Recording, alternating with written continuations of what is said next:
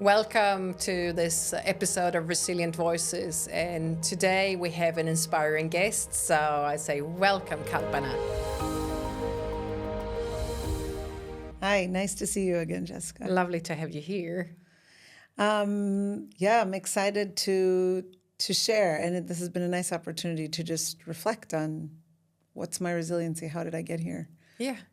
Thank you for the opportunity. Thank you for being here. I'm really looking forward to this episode. So can we just start with a brief background about who you are and what's your professional background? Because I think that's where we're going to where the story is. Yes. For me, it's a more professional story.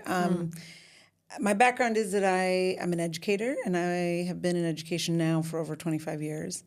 And most of my career was in the U.S. And at the point the situation happened, I had been working as an educator for over 15 years, mainly in underserved communities as a teacher first, later as an assistant principal, and then as a principal. And so my work and my values were really around equity, accountability, excellence, really to change outcomes for children who deserve something better. They didn't deserve to have crappy schools and have their life outcomes determined by that.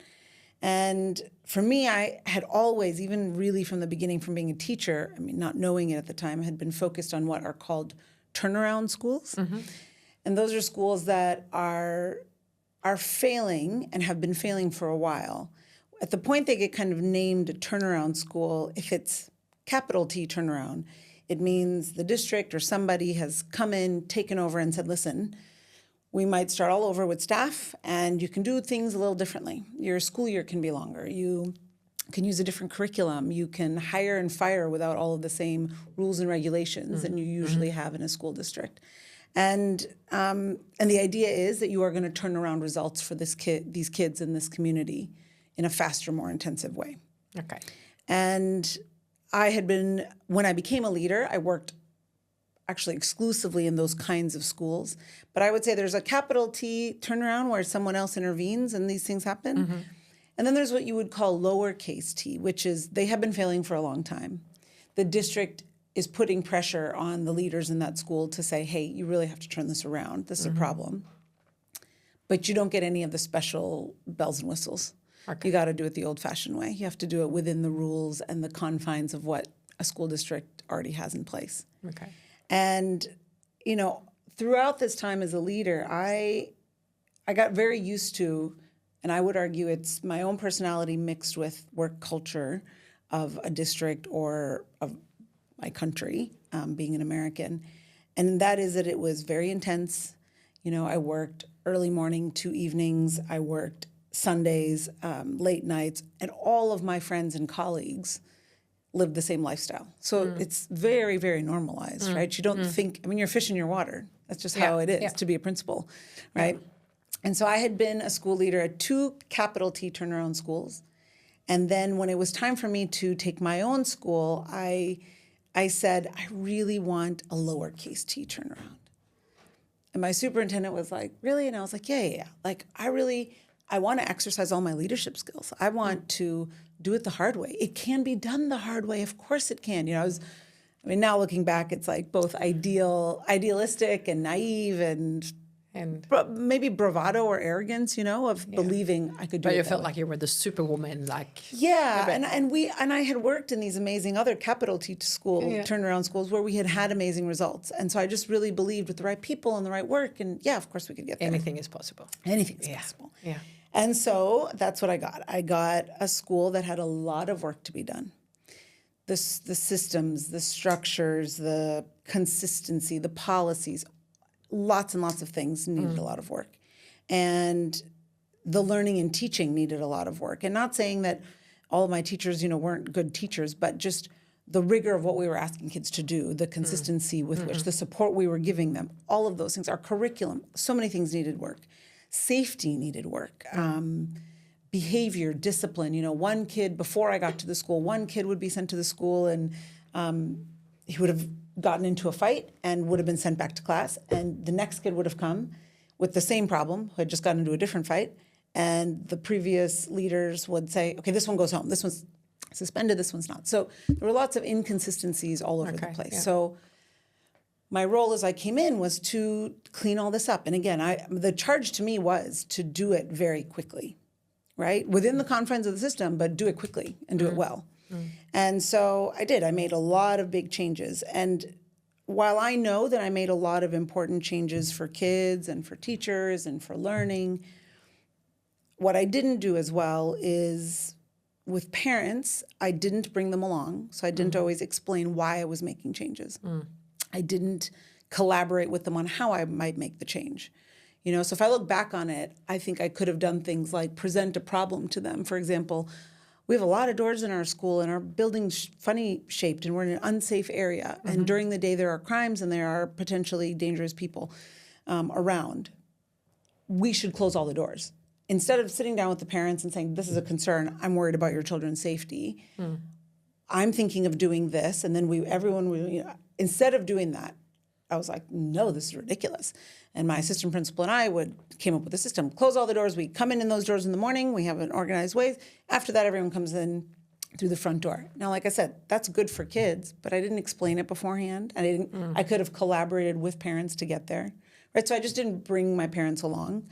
And teachers also, I mean, I made a lot of tough decisions. I wouldn't say like I followed the rules a lot. So, you know, for example, if someone's asking for leave, but not so much like, oh, I'm following the rules just to follow the rule. For me, everything came back to what's best for kids. What's best for kids? It's best for kids, for example, to not take days off in the first 2 weeks or 3 weeks of school, especially if you've got little ones in like pre-kindergarten or kindergarten. They are learning routine and consistency, and literally 2-3 days off from that is a mess. But those kinds of decisions that's not how it went before. So there's a lot of changes and a lot of cultural shifts for my teachers as well. And probably more accountability. And that was also happening in the district in general, but definitely it's a core value of mine. And so I made a lot of changes, which means I upset a lot of people. I upset a small group of parents and probably also a small group of teachers. But the reality is what do they say? The squeaky wheel gets the grease, right? It doesn't have to be a majority. No, because it just have to be the loudest one. That's right. Yeah. That's right. So in the end, they started making noise. They attracted a lot of negative attention. It grew, kind of gained momentum. The parents joined an organized parent group who had bigger beefs, if you will, with our school district. Yeah. My school district had 180 schools in it. So it wasn't necessarily personal to me, but they used any opportunity that could be personalized to personalize their because it's all about power as well. Exactly. From their point of view. Right. You go from theoretical to a very concrete place where parents are upset. Yeah. Right. Yeah. And so that momentum started gaining. And politically, though I wasn't in the wrong in any way, there was so much negative attention that I needed to leave the school. And unfortunately, it came after a series of events over the summer. And just as teachers were returning and we were getting into, preparing for the next school year. And so I needed to leave the school, not the district. The district was happy for me to stay and for me to be in another school. But I needed to leave this school if they were going to be able to have any chance at success, because it was just so much negative attention and it was just untenable politically. Yeah. But that happened, that decision and that happened the weekend before students came on the first day of school, which, continues to be it's a painful, painful memory to remember going in that weekend, knowing that I was about to start the school year with my staff, all the commitments we had made, all the plans, all the momentum I had built, all the culture work I had been doing. Yeah. And this was like going into my third year at the school. So I had already done a lot of cleanup work for a couple of years. And so that was particularly painful. And when it happened, I'll be honest, I felt really alone. Even though I had the support of my friends and many, many colleagues in the district, I felt like my school district didn't uphold its values. We had all these values, especially one of the main ones was students first. And I thought, I have only made any decision here, never for my own benefit, for my own gain. It has always been for kids. Yeah. I felt like all of those efforts, all of the things that I did were for naught. And not because I don't think I implemented good change, but it now felt like it was just going to, that all of that, the sacrifices I had made myself kind of just, it's like it feels like it vaporizes instantly. Yeah, but you did make a big investment in yourself, in your time, and obviously you're very attached to the school and to the work you had done. Yes, so, and I think that was the next part of it, is this is what we've been working towards, this is what I've been working for, and then suddenly, like, the decision was so fast that all of a sudden I was like, oh my God. Well, it just took my breath away, right? I was reeling from the shock of it. And so that was really the catalyst to really a different direction in my life. And, the next couple of months were particularly challenging, as you can imagine. As I said, I was still with the district, but I asked to take a little bit of time away just to step aside, and they understood because it had become public and everyone knew it was really, no one thought it was going to happen. Everyone said, oh, it's never going to get to that point, and then it did. So I was dealing with the shock. Friends, colleagues, and other principals you can imagine in this school district were also like, holy cats, this could happen to me. And the district wouldn't have my back either, right? So it was a lot. And I think of it as there were two big things for me, the two major obstacles that I then had to overcome, one of which was, Jessica, this just pierced my identity. Yeah. Right? And so as I said at the beginning, this is technically a story of my professional self, but my professional self was a lot of my identity. Yeah, you were so passionate about your work. You gave so much of yourself, so you were your work. I was my work. And as I said, so was everyone else around me. Yeah. And as anyone knows, as any listener knows who's been in social justice, it does consume you. It matters so much what you're doing. I worked in elementary schools. These are my children. These are my 4-year-olds to my 11-year-olds. This is their future I was working towards. So it was all of me. And I saw myself as a change maker, as an anti-racist, as someone who was fighting inequities in the system that I believed had been in the American school system for ages.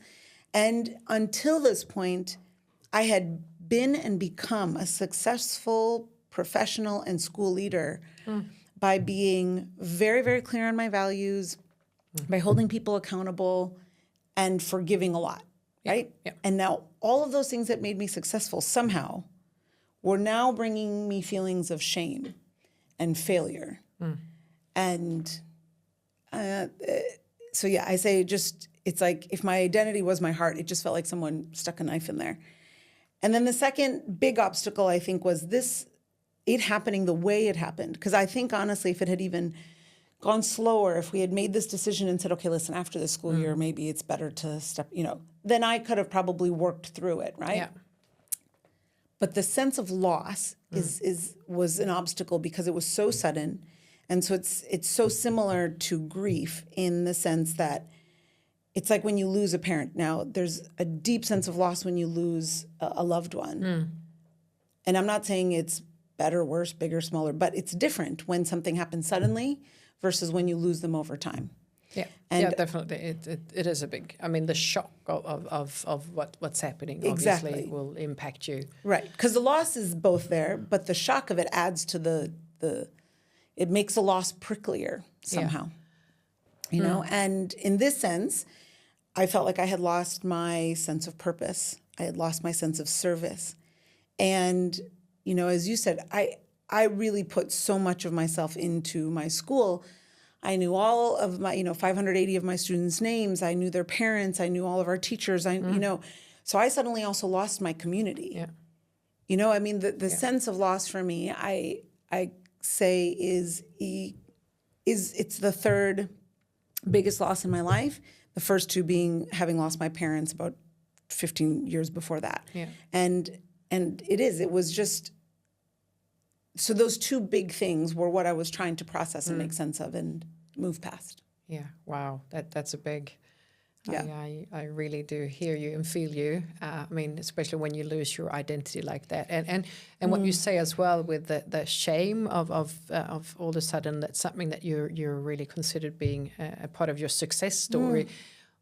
then just in one night, basically. You didn't see it coming. It just turns around and bites you in the bum, so to say.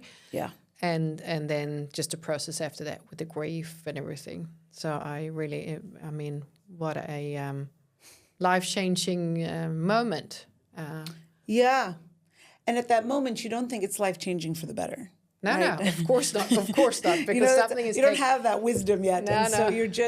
you're going through all of the different Yeah. feelings and all the things that happen in grief. And we know that, when you process grief, it's not linear. It's going in all sorts of... So there were moments of frustration and self-pity. There were moments of anger. There were moments of, also, again, indignance and a sense of injustice and unfairness, thinking of other principals who I worked with, who I had seen rewarded for the same things, right? And just maybe they were a different gender than me, maybe they were a different race than me, and maybe it just wasn't their moment. But my behaviors were not different than other people's. You couldn't see that even what you knew. No, anyway. no, and I often saw it being rewarded. Yeah. And so that's to then think, and again, I don't ever want to blame anyone else for how I am. I mean, I show up how I show up, and like I say, a lot of it is me, and I have a strong identity of giving a lot to my work and whatever. But like I said, I was asked my charge was to do something powerful, fast, to be really assertive in my decisions. If I saw underperformance in my teaching, that I was to address it. If I needed to remove teachers, I was to remove teachers, tighten the rein on discipline, all the things. Yeah. And most of those aligned with all of my beliefs. So I'm doing them, and then wow, I'm not only not rewarded, I am as far from being rewarded as possible. Yeah. What you could see then, because I think we're going to get to that point a bit later on. But we'll just leave it there for a little moment. And just, so how did you manage? It wasn't really, because you were, how did you manage all those feelings, the uncertainty, the shame, I don't know, everything that came up, the grief. So how did you... guilt, all the things, It was a yucky mess of emotions. That is the best way to say it. It was a yucky mess, exactly. I think there were a few things. There was a very close friend of mine who I had worked with before who had been planning to retire. We had worked together in previous schools, and she was planning to retire, but she was going to push back retirement to work with me that year. And then this happened. And she's like, well, then no. Nope, there's no need for me to be at that school. If this is the kind of nonsense that will happen, I don't need to be part of it. And, she's a very close friend of mine, which also made her fully available. Because like I said, she just decided to retire. So I spent so much time with her I remember, because this all happened in like late August. So just walking, talking, and crying, sitting, just having a cup of tea. And she had obviously, as a professional, not gone through anything like this, but she had her own senses of loss and grief and her identity. She had, hers was a completely different story, and it was on the more personal side. But I really think about her when I think back to this time. I'm so grateful that she was as available as she could be. Yeah, such a gift. An amazing gift. I mean, she would have been an amazing gift if we could have worked together at the school. And the fact that could follow me even when this awful thing happened was just incredible, because as I said, all of my friends, all of my colleagues felt awful. No one believed that this would happen, but they all had schools to run. The school year just started. Yeah. They were really, really not available, and I completely understood that because that was my life. So for this person to be so present was unbelievable. She's also older and wiser than me, both about coming out the other side and in terms of resources. So one of the resources she suggested that she had used when she had gone through something terribly difficult decades before was EMDR therapy. Oh, yeah. And, for listeners who aren't familiar with it, I think I was just talking about it with another friend yesterday. It is incredible therapy to just cut the immediate attachment to the most awful moment that something has happened to you. It doesn't change that you remember the moment, right? Like, it doesn't eliminate it from your memory or anything like that, but it just allows you to breathe and to take it from being on top of you, crushing you, to detachment, and hold it here and still yell at it and point at it and shake it and do the things. But here, I know listeners can't see me, but here in front of me versus here on top of me, suffocating me, making me feel like I just can't function in this world right now. And so that therapy was super, super helpful because you basically talk through, you choose some moments that were the most painful, and then you do the therapy and the buzzing and all the things. So those two things were really helpful. The universe gives you, I think, what you need at the right moment. So there was a course that came across. I had done like some meditations or affirmations from a particular two women, and who had been kind of these high achieving women who were trying to think differently about life, and they launched a course called Mindfulness Based Achievement. And even the name, right? Because again, going back to my sense of identity, excellence, professionalism, and what kind of achievement that meant. And this was called mindfulness-based achievement. Like already that was a shift. And I was like, right, this is the right thing for me to get into. It was like 7 to 8 weeks or something like that. And so you did a lot of meditations, you did a lot of journaling, did a lot of visioning about who you are and who you want to be. And if you looked back 5 years from now, what would you want? All these different kinds of things that were really amazing, both mentally, like thought-wise, and emotionally, feeling-wise, to really like move me past only the tears, but at the same time, allow all of the feelings that I was having at that moment. You know, so it's like it honored the present, but also was looking to the future and not making me stay here in this really yucky mess of feelings. So that you have to stay there for a little bit to process it, but then you really need to get moving somewhere. Yeah, and to imagine what is that? And so that was huge. One of the things, kind of part of the journaling I started doing was writing out what happened. And sometimes I would write that story out, and I would write the really angry, pissed off version. And the next time I wrote it, I would write the everything I did was wrong. It's completely my fault version. And the next time I would have written the shameful version. And the next time it would have been the embarrassed version. And the next time it would have been the rage version, you know, like the indignant version. There were so many versions, but writing the story as often as I needed to also allowed me to realize, like, right, I've got all these different feelings, and this one thing that happened does involve a lot of different things. There's a lot of ways I could look at it. I could choose to be the victim, right? I could say, I can't believe this happened. I can't believe they organized. I can't believe the district would let this happen, blah, blah. I could also be angry and say, I can't believe that parent group organized. I can't believe the district, and I could just be indignant. But just acknowledging all of them started to help me see that it's a bit of all of it. It's a mix of all those, and that it's, again, a yucky mess, but it's gray, you know, and the gray is confusing, and that's also what's hard. That was part of what was difficult to work through, was the gray.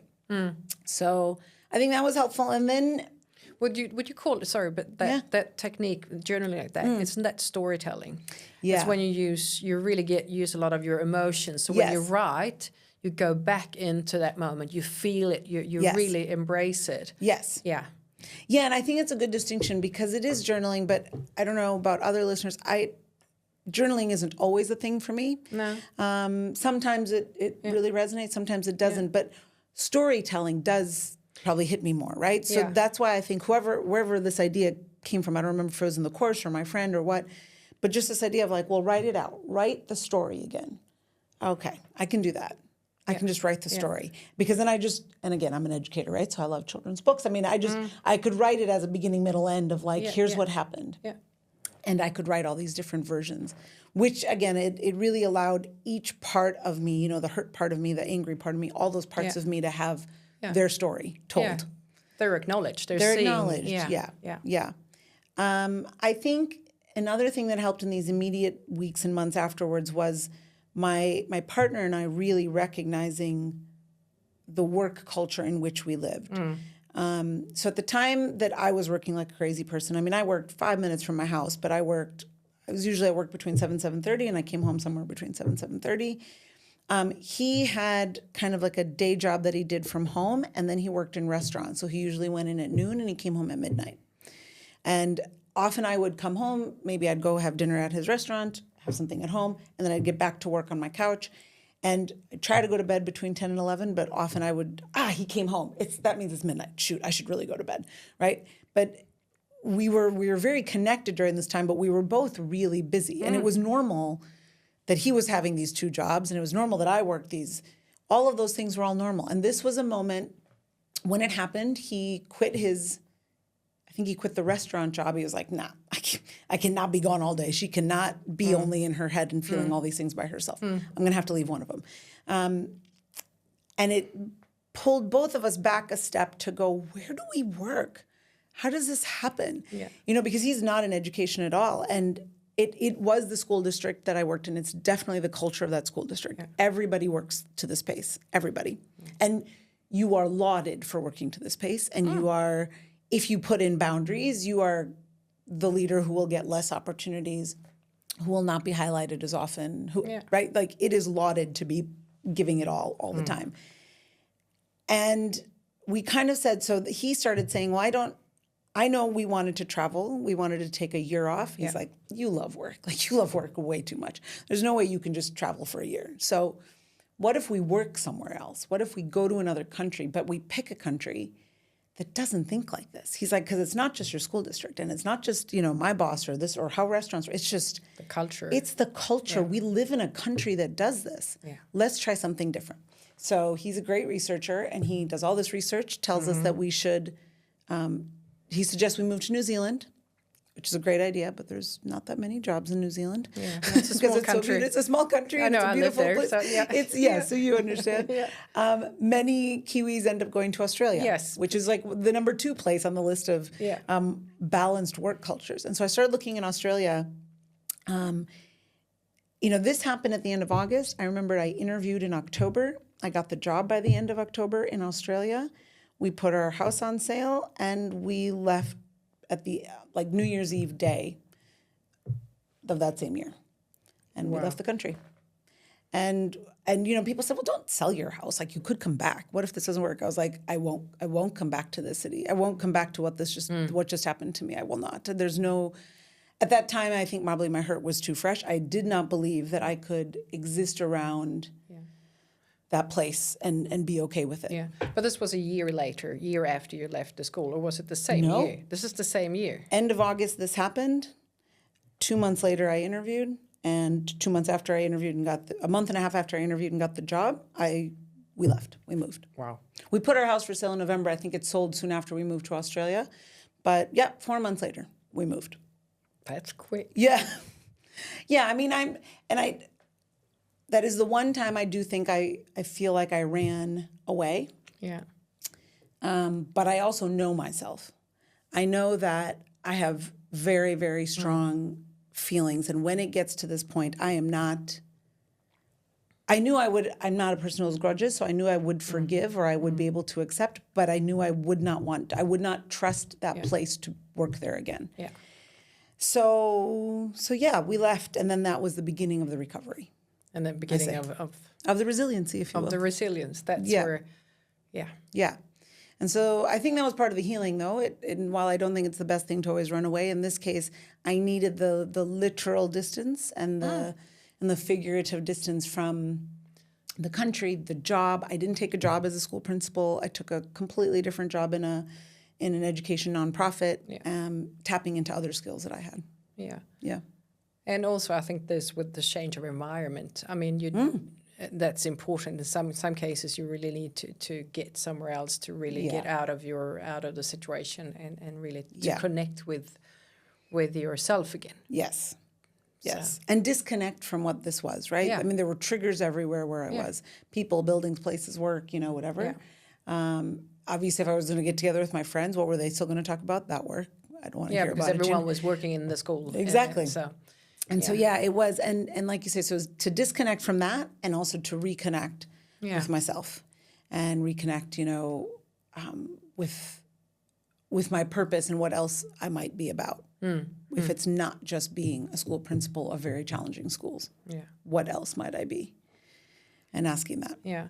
So any stage of this, when you actually decided to go and move, did you feel like scared? Do you felt like, or were you just felt like you're at that time? That was a relief. That was something where you wanted to go. So, yes. Yeah. I think my personality anyway is I'm not risk averse. I'm very, very comfortable with risk. I'm very, very comfortable with change. And I used to always joke, well, 5 years is about my limit on any city or place anyway. So we were at about 5.5 at the time we left. So it was perfect. It was perfect timing. So no, I wasn't scared about moving. I was still scared about, what if they find out? What if they know? Yeah. What if then they think I'm awful? And what if I never work again? What if I'm never seen as a competent professional? Those are the things I worried about, even though I had just gotten this job. Yeah. Right? I still had that little bit of a fear. Can I be successful? And this is also a totally different country, education, culture. I mean, so there were those, not necessarily scared, but just wonderings and worries about like, how will I show up here? Yeah. How will I be seen here? Because I had really been in multiple school systems in America, but they had all been in America, and they were all urban districts. They all had failing schools. There was a similarity to the pattern. I had never worked in a nonprofit before, much less in Melbourne, Australia. You know, so it was quite different. Yeah. In that sense, yeah. But it was good. So I think the path to resiliency started with this professional piece of my own sense of self and remembering I have other gifts. Yeah. I have other talents, and people really appreciate those. And I offer more to the world, more to education than just being a school leader. And that some of those difficult experiences that I had as a school leader are also helpful to leaders who are coming up and are learning how to be leaders. Right? That my lessons learned can actually save possibly some trauma and drama for someone else. And also like just my sense of self of just, like I said, spending time with my partner, us being able to I could actually leave my laptop at work every day. You know, my boss, my new boss was like, I don't contact you at night, like, unless you're having an emergency or I'm having an emergency. I'm not talking to you at night. Like, nothing's on fire. It's fine. Yeah. You know, and if you go on holiday, you're on holiday. I don't know why your computer would be with you unless you need it for personal things. But all of those things were very new. And so it also meant part of the path back to resiliency was, as you said, connecting with myself. So what hobbies would I like to have? Because I was just going to ask you that about joy. Yeah. I didn't, Jessica, I hadn't had hobbies in the last 5 years. And none of us had. Yeah. I mean, none of our hobbies were going out to eat, having a nice glass of wine, you know, maybe going on a trip, travel and getting away when you didn't work. But I didn't have hobbies that I did all the time, you know? Yeah. And I didn't remember what I liked to do. Oh, yeah, I really love reading, and I like being in book clubs. Okay, I could join a book club. I like art. I had to, because again, I didn't have the laptop after I came home, and I just had hours. Yeah, what do you do with your time? What do you do with yourself? Hadn't had that time, hadn't had that freedom. Yeah. And I hadn't tuned into myself in such a long time to know what I might enjoy. Yeah. So doing that, making new friends, obviously getting to know where I lived and what Australian culture was about. I am an educator, and I do love learning. I love learning for work, but I also started learning not for work. I remember I started learning, it didn't go well. It was very, very challenging, but I started learning Arabic because I had really wanted to learn Arabic for a very long time, no particular reason. And I could just learn Arabic because I want to learn Arabic. It had nothing to do with anything in my life, but I just wanted to. And I could. I could go to a class every week. I could do homework. What? I mean, it was amazing, and it was mind-blowing. And I also I do love to travel, so we spent a lot of time exploring, and so much, I mean, Australia in particular is a beautiful country and has so much nature, and it's so vast and I think that was also a large part of the healing, right? To see incredibly beautiful places that are naturally beautiful. You're not just going into museums and blah, blah, blah. You are, even if you're doing wine tastings, you're in this beautiful, beautiful valley. You're in, it's just... Yeah. That was all very therapeutic. Yeah, nature is very healing, isn't it? Very therapeutic, yeah. And so I think that was key. I think emotionally there was still work to do. I mean, I'd love to say the EMDR fixed everything, but there would be moments where it would creep back up, right? The imposter syndrome or the fear or the anxiety or the pain would come back.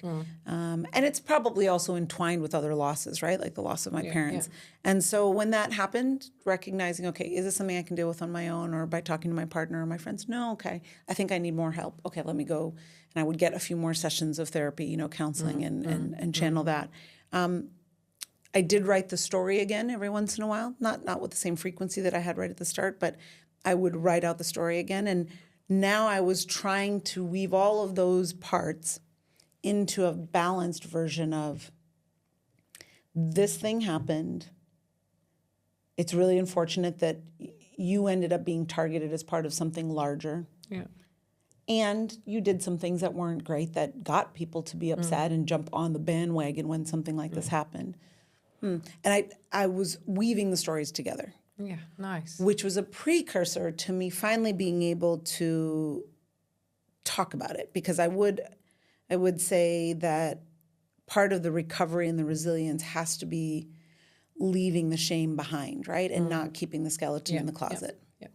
Taking the skeleton out and saying, here's how all these things broke. Here's what happened. And I'm whole still, but it was really painful. So it took time. You know, it started with one trusted friend, and I remember the first time was like, I felt like it must have taken, I mean, now when I look back, it must have taken hours for me to get it out. And there was so much crying, you know, because I had written it out that way, but I had never actually articulated it out loud to someone who didn't already know. So it was the first friend, and then it was another trusted friend. And then, you know, and it started coming out, and I would kind of intentionally weave it into, I was developing other school leaders. I would intentionally weave it into my sessions, you know. If we were talking about a better way to, I don't know, communicate something or have a conversation, I might weave it in as an example or elements of the mistakes that I had made and the lessons I had learned. I would start weaving it in. So I was starting to find more courage and not be so ashamed of this thing. But that also took time. I mean, that was a couple of years. Yeah. So that's your advice for listeners then, if I just sort of if we're getting to more concrete sort of your advice for someone that ends up, it doesn't need to be a professional shock like yours, but a shock like a big shock that they can relate to. What being similar, what would you say? In terms of lessons? Or just in terms of advice or like what you've learned that that helped you. I heard you talk a lot about journaling. I think, I mean, and again, I would say I'm not a journaling kind of person, but I think I would say finding a way to communicate it about what has happened to you. Yeah. And whatever the path is for you to do that, right? So if you feel like you can talk about it enough with the right people and that helps shape your understanding and shapes your story, great. But at some point, you have to sort of face what has happened. I think I would call it own and grown, and that sounds maybe silly, but I mean, in most situations, with the exception of abuse, of course, or violence, most situations are not all one side's fault or all the other side's fault. They're almost always gray. Yeah. So I think it's important to recognize what your role in the conflict or the problem was. What's your responsibility, really? Yeah. And recognize that you might have made mistakes and then learn from them. You know, take ownership of it. Accept that, and then also accept that you might have been wronged. Yeah. So accept that you have been wrong, but accept that you might have been wrong. You might have, maybe they didn't handle it well. Maybe your boss should have said it nicer, or like, you know, whatever the situation is. That's also true. Yeah. But have both of them, because otherwise I think you could fall into either a victim pattern or a denial pattern, right, of your own behavior, and then you're going to repeat similar things. So either way, I think you want to get to a point where you can talk about this and say, this is the balanced view of it. Yeah. I think other tools that worked for me anyway, because I think a big lesson is just really understanding the impact of stress. And you know, I won't go into it now, but leading up to this event, I mean, I had physical things, I had all sorts of signs that were pointing that there was a lot of stress happening, right? I mean, I just lived with all of those things, but I wasn't aware of them. So being aware in general of what happens to our bodies physically and mentally when we're under stress, so that you can start to see the symptoms in yourself. And the symptoms of stress show up very differently for each of us. You know, for me, now I can look back or I can look even currently and say, okay, I must be getting stressed because my thinking is going like this. Yeah. I know I must be stressed because I'm behaving like this. I'm eating like this. I'm communicating like this. I'm sleeping like this. There were signs all over the place. Yeah. And so I think knowing, not just knowing about stress in general, but knowing how you are impacted by stress so that you can try to notice it in yourself. Yeah. And I catch think it. that's a good idea to do that before you get too stressed, because when you're too stressed, That's when something like this you're happens. not going to notice it. Because No, exactly. Then the curtain is down. You don't have that sense of awareness of yourself and your behavior and your emotions, because you're just in a survival mode then. Yeah. And, it's like, again, when I look back at the path to recovery or resilience, I realize that, I spend time exploring meditation, different kinds of meditation, and creating a space to be with those emotions, difficult as they were, to just not run from them, but to make sure I was sitting with them. I feel like I did different things. I mean, I eventually did go back to being a school principal, and that took, of course, a few years. But it's like returning to the scene of the crime, right? Like, can I be in this place? And on the one hand, it was beautiful. I was glad to be back in that space. But I also, to get to that space, had to know how to talk about what had happened. Yeah. Everything's Googleable these days. So my story, the way the internet wants to tell it, lives. My story, the way I want to tell it, is not on the internet. Yeah. And so I had to feel comfortable talking in professional spaces, not just personal spaces, about what happened, how it happened, what I learned, how I'm different now, why you can trust me as your principal if you were to have me at your school, all those kinds of things. Yeah. I then also learned what my limitations are. Like I have a lot of strengths as a leader, a school leader. I have limitations. And there's like a trap door in being a school leader for me, that as much as I love the work, I just fall right through it. I give 200% and I will burn out in 3 to 5 years. It's, even though I've come back and been more resilient in between, it is just the nature of myself. I had to learn that. I also had to learn that I could be triggered. And to be honest, I suppose I didn't see that coming, which maybe sounds obvious, but I had done the work. I had done therapy a few times and all these things when things had come up. But once I was back in a school, I remember I had an angry parent in my office. And the school I was at was quite different than my previous schools, but an angry parent who was like threatening lawsuits and really upset and blah, blah, blah. And he was super, super aggressive, like really in my face and da-da-da. And I didn't realize it until later, but it was a re-triggering of angry parent. Could possibly threaten my well-being, my survival, my professionalism, my livelihood. And to recognize that that's what had happened, and to try to, again, cut the stimulus from having that same, I don't want to have the same response I had before, right? So but remembering that you are not, I'm not saying you're not fully healed, but even when you think you are fully healed, it's a thinner shield than it ever used to be. And so it can be poked at. But you also can, like, you have the awareness as, this doesn't feel good. This is going to take me. If I don't stop now, this is going to bring me to that path.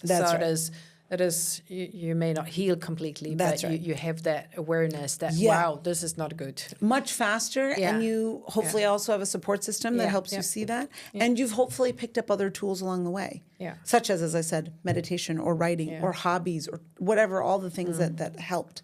Like I said, I think now I can tell the story in a more balanced way that shows both humility and confidence in what I know I did do well. That is not my fault. I think, when I look back, and I now do enough work with myself around self-care, I can see now that I hit a lot of pillars of self-care, right? Like mentally, emotionally, recreationally, relationship-wise, environmentally. I ended up hitting them. That wasn't intentional. But I think that's maybe another advice or idea for listeners is figure out how you're going to use those pillars of self-care to nurture yourself back. It's not, self-care can be used as a term and people think of like bubble baths and spas, and it's not. Environmentally, it was, I had to be in a different environment. That's what it meant. And some of that environment needed to be more nature and not just going on trips and flying to other buildings and other places. Spiritual didn't mean that, it doesn't have to mean religion or anything else. For me, it meant mindfulness. It meant meditation. It meant actually going back to a school where I had a certain sense of purpose, right? All of those things were spiritual. So I think those pillars can be really helpful to ask yourself, am I doing something to heal myself mentally? Am I doing something to heal myself physically? I finally, was able, when I left the situation, I went back to exercising regularly. I actually started going to the doctor for all these different health issues that I had had. And interestingly, like, for example, I had terrible back issues. I was getting 4 or 5 back treatments a week when I was at the school. I was in Australia, several months later, and since then I have never had those back problems again, ever. Yeah. Stress related, maybe? It's stress related. Yeah. Of course it was. But I couldn't see that. I couldn't investigate that. I couldn't reflect on that. I couldn't then realize, so now if I'm having certain kinds of back pain, I need to question what's happening in my life that I'm not dealing with that is showing up, because that's how your body is saying, hey, I'm here, hey. Yeah. That's probably another piece of advice I would give to listeners is, I don't remember who sang the song, like signs, everywhere there's signs. Yeah. And it's just, if you can pay attention to them, and if you can't see them, I hope that listeners have loved ones around them who can see them. Yeah. At the time it was happening, my partner, he had said, please, after this school year, can we take a year off? I said, maybe I've got all the new staff this year. Maybe this year, maybe next year. My sister was noticing that whenever we talked, I was like 2 minutes away from being annoyed by something. I was always ready to be angry because I was. Now I can use the language of I was burning out. I didn't know that at the time, obviously. So there were signs, and as I said, there were unexplained physical and health issues that every MRI, every whatever was telling you, nothing's wrong, nothing's wrong. Yeah. Except I'm in so much pain. Okay, because there's some other kind of pain happening. Right? So put the pieces together, because try to pay attention to those signs, or at least pay attention to the people who are trying to tell you about the signs, because the universe will find a way to hit you over the head. If you're not going to get it with all the small, subtle signs it's giving you, it's going to tell you in the louder way. And for me, it was a loud way, it was a public way, and it was a terribly, terribly painful way. And I wish I would have seen the signs sooner, right? But the universe knows that you have to learn this lesson somehow. Yeah. So if you don't get it in the small ways, it's got to give you the big way, the big, huge bang. Yeah. And that can be painful. At the same time I say that, I think when something like this happens, that's such a sense of loss. And I would say the same thing with losing people, losing jobs, losing, different things that happen in our life. For me, there's kind of 3 beliefs that guide me a lot. And they are, 1, there is a reason why this is happening. Yeah.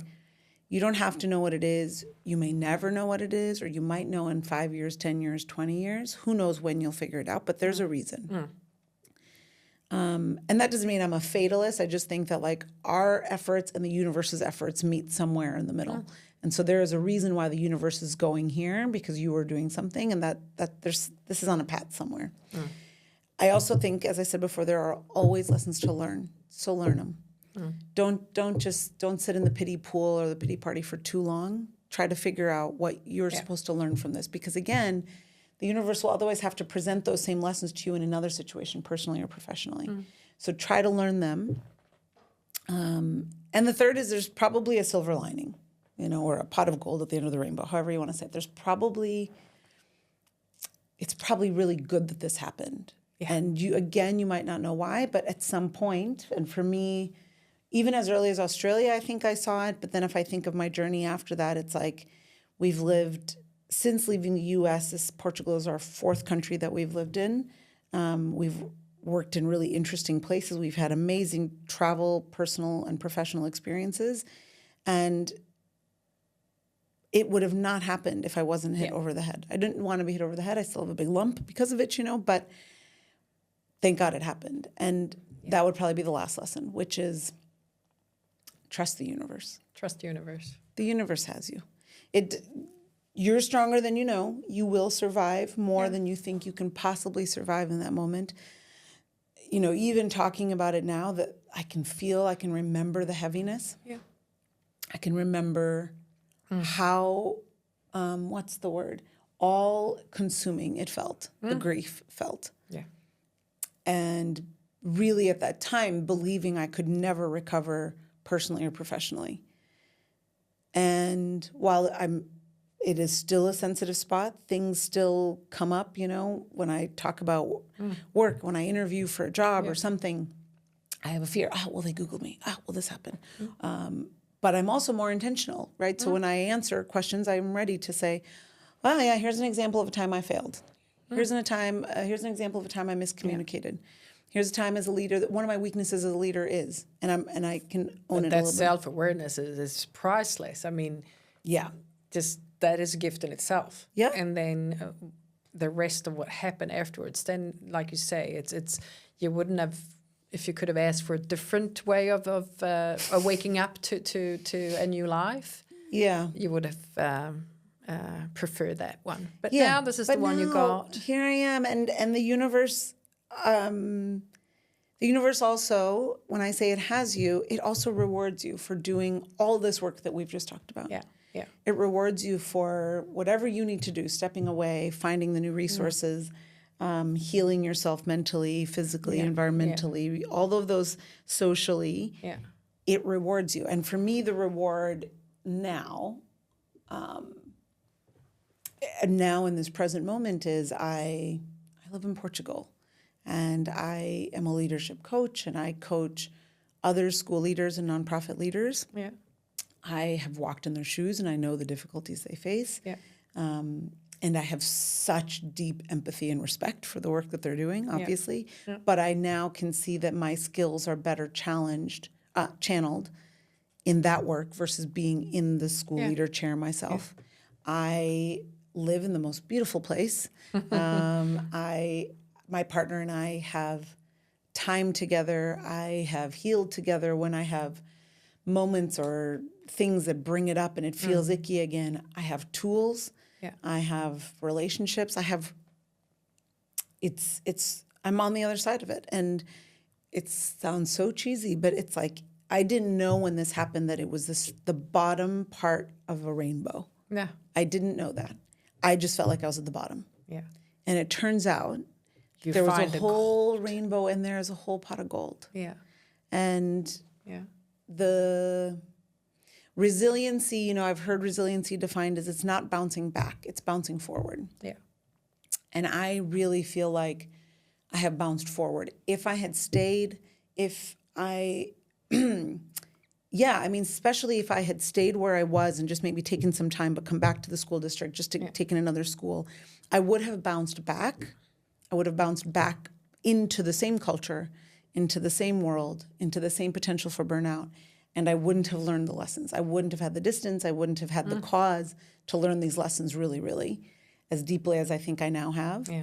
And so I didn't bounce back. I bounced forward. Yeah. And I love where I've landed. Yeah. I love it. Right in the pot of gold. Thank you, Kalpana. Yeah. It's been a pleasure to talk to you. Thank and you. your courage to share your story and the struggle, the challenge that you've been through. But wow, you're here, you've overcome it, and you've changed your life to a different life, a life where you can just use that resilience that you gained all over during those years that brought you here, and just share that with others and share your gifts in a different way. Yeah. Yeah. So thank you again. Yeah, thank you so much. So I think that with that said, we've learned so much with journaling, the meditation, the communication in different ways, how to overcome something that's super difficult, and just really make the bold moves of just moving forward. And what you just said, what resilience was, it was bouncing forward. Bouncing forward. I like that. Yeah. That's a really good way. Yeah. So for you that's listening, I really call for you. I invite you to really look at your challenges. Where do you want to go? Where do you want to bounce forward to? Because that's really something that bouncing forward. I think that's what we should do, all of us. So thank you once again. And for our next episode, we will hear from another inspirational woman. I will not give away a name yet. And I do encourage you to subscribe and listen to next episodes, or to our podcast, Resilient Voices, where all these amazing women share their life-changing stories, where I hope you can get inspired and get some inspiration and advice on how to bounce forward in your life. Thanks for creating the space. Thank you. And till next time, have a great life, I was about to say, but have a great day, maybe, a great week, whatever. So, ciao. Ciao. I encourage you to subscribe to Resilient Voices and follow along on social media, where we'll be sharing updates, resources, and stories from our growing community of resilient women. And if you ever feel inspired or have a story to share, don't hesitate to reach out. I'd love to hear from you. You can also use the hashtag Resilient Voices to connect with other listeners who are on their own journeys of transformation.